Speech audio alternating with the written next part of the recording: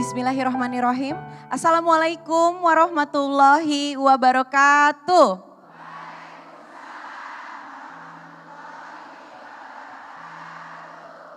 Masya Allah, Alhamdulillah. Allahumma sholli ala Sayyidina Muhammad wa ala ali Sayyidina Muhammad.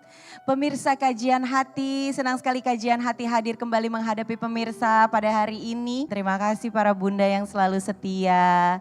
Dan Kajian Hati untuk tema episode kali ini adalah waktu yang hilang takkan kembali. Pastikan amal sebelum menghadap ilahi. Masya Allah. Mangga A, kita pengen dengar langsung tausiahnya dari AA. Bismillahirrahmanirrahim. Assalamualaikum warahmatullahi wabarakatuh.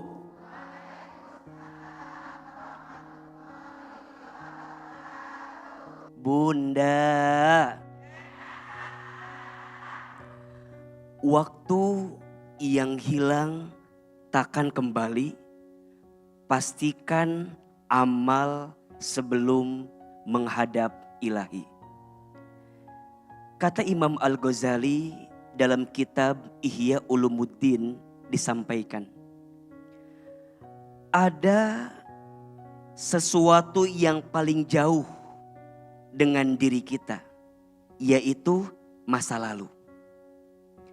Dan ada yang sangat dekat dengan diri kita, yaitu kematian. Waktu itu sangat cepat berlalu. Tak bisa diulang lagi, tak bisa kembali lagi. Maka saat bunda sayang, pemirsa Trans TV masih diberikan waktu oleh Allah, tolong jaga baik-baik. Pastikan isi setiap waktu yang Allah berikan itu untuk menghadirkan amal terbaik kita di hadapan Allah Subhanahu wa ta'ala. Ketika ada yang bertanya, AA, kenapa kita masih diberikan umur sama Allah?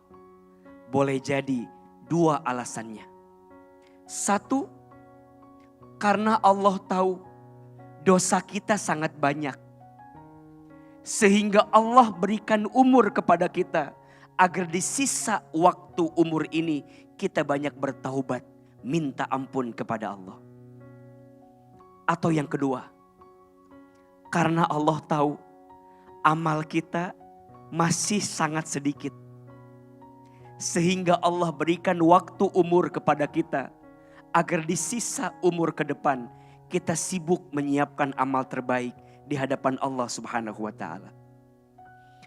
Oleh karena itu, mati adalah kepastian. Mau tidak mau, siap tidak siap, kita semua pasti akan meninggalkan dunia yang sedang kita lewati. Maka amal adalah bekal terbaik. Amal adalah sebaik-baiknya bekal yang bisa kita siapkan sebelum kita kembali kepada Allah. Dan tentunya selain amal, perbanyak berdoa. Agar doa yang kita panjatkan selama hidup bisa mengantarkan kita mendapatkan kebaikan setelah hidup. Ada 5 waktu berdoa. Yang waktu berdoa ini mustajab. Untuk bunda hadirkan doa terbaiknya. 1, doa di sepertiga malam terakhir. Belajar bangun di sepertiga malam. Disebutkan di dalam keterangan, sesungguhnya Allah turun ke muka bumi di waktu sepertiga malam terakhir. Allah mencari hambanya. Jika ada hambanya yang banyak dosa, dia minta ampun kepada Allah. Di waktu itu Allah ampuni dosa-dosanya. Kalau ada hambanya punya kebutuhan, punya keinginan, punya hajat, dia minta kepada Allah di sepertiga malam terakhir, maka Allah cukupkan kebutuhannya. Yang kedua, doa di antara waktu azan dan iqamah. Ketika azan berkumandang, setelah itu menunggu iqamah, bunda doa di situ. Kenapa? Karena disitulah doa dikabulkan oleh Allah Subhanahu wa ta'ala. Yang ketiga, doa ba'da sholat. Jangan lantas lari setelah sholat. Zikir dulu, doa dulu. Kenapa? Karena di saat itu doa kita mustajab. Yang keempat, doa ketika turun hujan. Maka ketika hujan turun kita sering berdoa kan? Allahumma shayyiban nafi'an. Ya Allah, semoga rintik hujan yang turun bermanfaat untuk kami. Jangan ngeluh ketika hujan turun. Hujan turun, jemuran. Nggak kering-kering Pak Ustadz. Nggak kering-kering. Jangan. Justru ketika hujan turun berdoa, mustajab kita berdoa. Dan yang kelima, dakwatul musafir, doanya orang yang sedang bepergian. Ketika bunda di perjalanan berdoa sama Allah. Jika amal dimaksimalkan, jika doa dilangitkan, cukuplah itu yang akan jadi bekal terbaik sebelum dunia meninggalkan kita atau sebelum kita meninggalkan dunia yang saat ini kita jalani. Mudah-mudahan kita bahagia di dunia. Dan mudah-mudahan kita pun bahagia di akhirat. Kajian hati. Tenang kan? Kajian hati juga mengundang hari ini ada Kak Nabila Gomez yang sudah hadir di tengah-tengah kita. Mangga silakan. Assalamualaikum warahmatullahi wabarakatuh. Waalaikumsalam warahmatullahi wabarakatuh. Ibu-ibu, perkenalkan saya Nabila Gomez, seorang penyanyi dangdut. Jadi kisah saya, rumah tangga saya yang sangat singkat tapi penuh dengan luka Pak Ustadz. Di tahun 2021 saya berkenalan dengan mantan suami saya melalui jalur ta'aruf. Kenapa kok malah milih ta'aruf ya? Kan lu banyak yang mau, lu banyak dari kerjaan, dari segala macam, banyak yang deketin. Iya tapi gak tahu kenapa hati saya gak mau. Saat itu ada teman baik saya yang saya anggap sudah seperti keluarga sendiri, ibadahnya baik dan segala macam, memperkenalkan saya dengan mantan suami saya. Dan saya saat itu juga punya nazar Pak Ustadz. Saya bilang, aduh ini kalau kerja terus begini, cari duit terus capek juga ya. Pengen juga ya nikah, tapi saya gak mau sembarangan nikah. Saya maunya, ya Allah siapapun yang datang berani untuk melamar saya, datang ke orang tua saya, khususnya mama saya. Karena papa saya sudah gak ada, papa saya sudah almarhum, jadi cuma mama aja. So he's the one, jadi dia orangnya, siapapun itu. Terus akhirnya saya menerima ta'aruf itu yang diperkenalkan oleh teman saya. Saya jalani, awal mula everything was good Pak Ustadz. Awal mula dia sangat baik. Manis, akhlaknya baik, hormat sama orang tua, baik semuanya. Setelah pernikahan kami pas seminggu pernikahan, pas 7 hari. Semuanya langsung terlihat 360 derajat berubah Pak Ustadz. Dia melakukan kekerasan KDRT secara verbal terhadap saya. Contohnya kayak dia suka dobrak, jebolin pintu, dobrak dashboard mobil. Suka menyakiti dirinya sendiri ketika kami sering cekcok atau berantem gitu. Lalu saya jalani Pak Ustadz. Sampai akhirnya alhamdulillah saya diberi amanah dari Allah. Saya hamil di tahun 2022. Ketika saya hamil bukannya keadaan semakin baik tapi semakin parah. Semakin parah. KDRT verbal masih berlanjut, bahkan saya sudah tidak mendapatkan nafkah lahir batin Pak Ustadz. Dari saya hamil mengandung 3 bulan. Yang paling puncaknya Pak Ustadz, ketika anak saya sudah lahir, anak saya terkena COVID. masih bayi waktu itu. Di situ harusnya kalau dia sudah tidak melakukan kewajibannya sebagai suami, sebagai mantan suami saya ya. Harusnya paling enggak, tolong dong lakukan pekerjaan kamu sebagai seorang bapak terhadap anaknya. Tapi enggak dilakuin Pak Ustadz. Saya bawa anak saya sendiri ke rumah sakit. Hujan-hujan lebat. Saya nyetir, anak saya COVID. Mantan suami saya tidur. Puncaknya lagi, ketika dia sudah berani dengan orang tua saya, ibu kandung saya, orang tua saya kandung satu-satunya, dia berani dengan orang tua saya Pak Ustadz. Tapi saya minta tolong Pak Ustadz, saya mau bertanya. Terakhir kali yang saya masih ingat dia ucapkan adalah, kamu sebagai istri, kenapa kamu gak bantuin saya untuk cari pekerjaan? Saya memang kurang ilmu agamanya Pak Ustadz.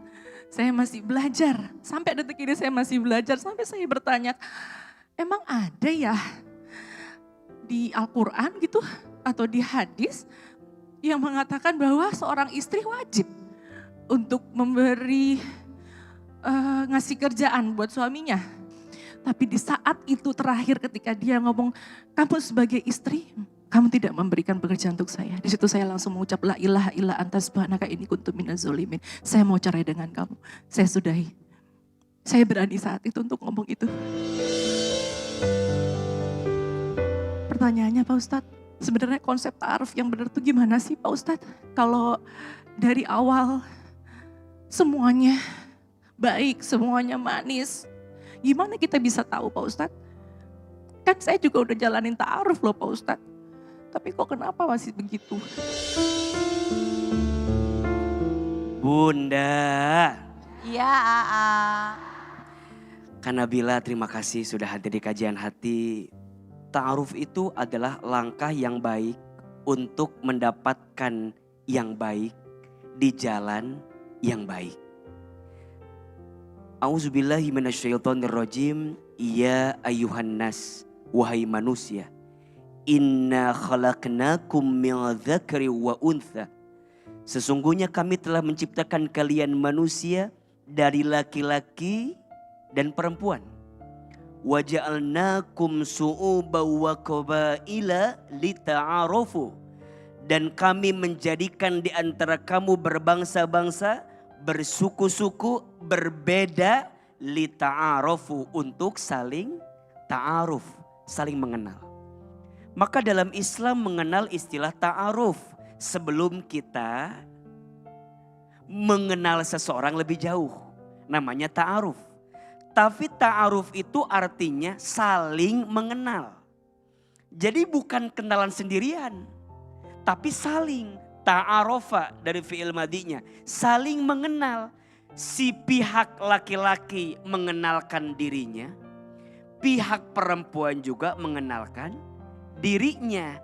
Untuk apa tujuannya? Untuk melangkah ke jenjang yang namanya rumah tangga. Tapi yang namanya ta'aruf ada waktunya, ada caranya. Waktunya jangan lama-lama. Ta'aruf itu waktunya ditentukan dengan waktu izin ya. Kita punya prosesnya. Maka nanti ada 3 prosesnya. Yang pertama, ta'aruf itu mengenal diri kita dengan diri pasangan. Makanya nanti tukeran CV, tukeran profil, termasuk di dalamnya apa yang kita suka, apa yang dia suka. Apa yang aku tidak suka dan apa yang kamu tidak suka. Ini biar tahu ketika nanti melangkah bisa lebih tahu dan bisa lebih paham. Yang kedua, setelah kenal kitanya, kenal keluarga. Izin, kita harus tahu keluarga dia siapa. Dia harus tahu keluarga kita siapa. Karena setelah menikah, menikah itu menyatukan 2 aku menjadi 1 kita. Itu rumah tangga, itu menikah. Jadi kalau sudah menikah, gak ada bahasa ini ibuku, itu ibumu. Tidak, setelah menikah berubah. Ini ibu kita. Baru yang ketiga, dalam proses ta'aruf harus ada perantaranya. harus ada wasilahnya, harus ada izin. Yang jadi wasilah perantara ini orang yang berilmu. Bukan semata-mata dikenalin orang biasa, jangan.